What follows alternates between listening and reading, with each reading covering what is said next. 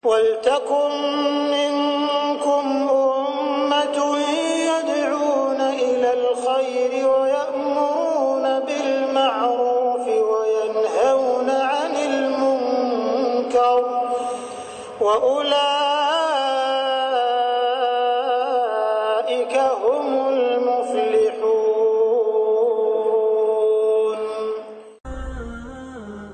Saya pernah mengadakan pelatihan teman-teman sekalian di masjid yang besar. Masya Allah, mungkin seperti ini malah lebih besar. Lantai 2 juga seperti ini dan penuh. Di lantai 2 itu ada banyak ibu-ibu akhwatnya. Saya bicara masalah kematian selama 2 jam, materi lengkap. Kemudian setelah itu sebelumnya saya bilang sama panitia tolong supaya lebih hidup suasananya, siapkan kebutuhan jenazah. Meja, kain kafan, sama menyan-menyannya semua. Kemudian di sebelah masjid buatin liang lahat. Baik Ustaz, dibuatlah. Selesai saya ceramah 2 jam, saya bilang, Bapak Ibu sekalian, saya mau ajak Anda 5 menit coba menjadi jenazah. Ada yang mau? Sempat ada yang angkat tangan depan saya. Kebetulan ini teman kita ini, saudara kita tukang batu. Adiknya dia kembar anak SMA, sering ikut pengajian saya gitu. Dia hadir juga. Dia bilang, saya Ustaz. Baik, silahkan. Pak, saya minta tolong satu hal ya. Kalau Bapak naik nanti di atas meja ini, dibungkus dengan kain kafan oleh panitia, tutup mata Anda dan bayangkan Anda sudah mati dan dengarkan apa yang saya ucapkan. Baik Ustaz, baik.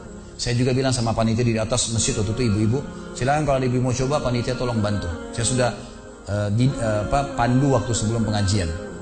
Ringkasnya adalah dia naik. Subhanallah, begitu dia naik, Bapak Ibu sekalian, orang ini naik di atas meja, begitu tutup matanya dan ditempelin kain kafan di pipinya. Ini kain kafan asli kita beli. Ditempel di pipinya, langsung dia nangis. Nangis dia, terisak-isak.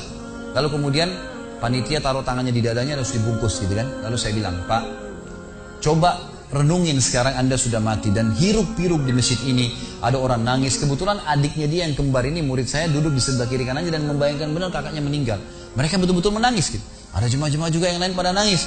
Nah, saya bilang, hiruk-pikuk masjid ini yang sedang menangis, ada yang sedang ngobrol, ini anggap di rumah Anda pada saat Anda meninggal dunia. Dan Anda tidak bisa protes. Gak bisa bilang saya tidak mau, jangan ribut, gak bisa lagi. Udah. Panitia pun menaruh tangan kanan di atas tangan kiri, kita nggak bisa protes taruh di dada. Dibungkus dengan kain kafan pun nggak bisa. Baik, Pak, bayangkan semua peluang amal saleh yang semestinya Anda bisa kerjakan, sholat malam, sedekah bakti dengan orang tua, baca Quran, sholat berjamaah, yang Anda sia-siakan dan Anda menyesal kenapa tidak kerjakan sekarang. Dan bayangkan semua peluang dosa yang Anda tidak sia-siakan. Kesempatan zina, berzina, kesempatan dusta-dusta, kesempatan riba-riba, semua dikerjakan. Dan Anda tidak sempat taubat dan Allah akan hukum Anda sekarang. Itu Bapak Ibu sekalian, saya tidak karang-karang, dia sampai nangis Bapak ini. Terus dia nangis. Lalu saya bilang, tolong panitia, datangkan geranda jenazah. Datangkan. Baik Pak, sebentar lagi kami akan angkat badan Anda di geranda ini dan kami akan bawa Anda ke liang lahat sebelah masjid. Diangkatlah dia. Saya bilang, Pak, renungin, resapi tubuh Anda kesentuh dengan geranda ini. Gitu kan. Ditutuplah lalu dipikul. Lalu saya pandu pakai mic, saya bilang, Pak, inilah detik-detik terakhir Anda bersama kami. Terus sesalin perbuatan-perbuatan dosa Anda pernah lakukan, peluang-peluang ibadah Anda sia-siakan. Sampai tiba di luar masjid, saya turun ke liang lahat, saya buatin sendiri tanah. Kemudian saya buatin bebannya, lalu diturunkan dia. Setelah diturunkan, saya suruh tutup matanya, kemudian ditutup dengan kain. Saya keluar, lalu saya pakai mic, saya bilang, Pak, buka matanya. Inilah rumah Anda sekarang. Walaupun rumah Anda 1000 kali 1000 meter di dunia, kembali ke 1 kali 2 meter. Ini tempat Anda sekarang. Dan sebentar lagi malaikat akan datang menanyakan kepada Anda pertanyaan yang Anda sudah tahu. Selesai. Berapa mungkin sekitar hitungan detik. Ini semua proses kurang dari 5 menit teman-teman sekalian. Lalu saya bilang, buka. Dibuka kain tersebut. Lalu saya bilang, teman panitia bantu Bapak ini keluar dia. Waktu dia keluar dari kuburan yang lahat itu teman-teman, sempoyongan. Kayak orang yang sudah pusing gitu, keluar. Kemudian saya bawa ke masjid, saya pegang tangannya masuk ke masjid, duduk. Lalu saya kasih mic, Pak, tolong ceritakan pengalamannya kepada jemaah jadi jenazah 5 menit. Itu dia pegang mic, gemetaran. Ustaz, saya tobat, saya durhaka sama orang tua, saya nggak sholat, saya begini. Ini dia lupain, ada ribuan jemaah depannya nih. Dia nangis-nangis, sebutin semua kesalahannya. Semua pada banyak ikut nangis. Dia kayak orang ketakutan betul, gitu kan?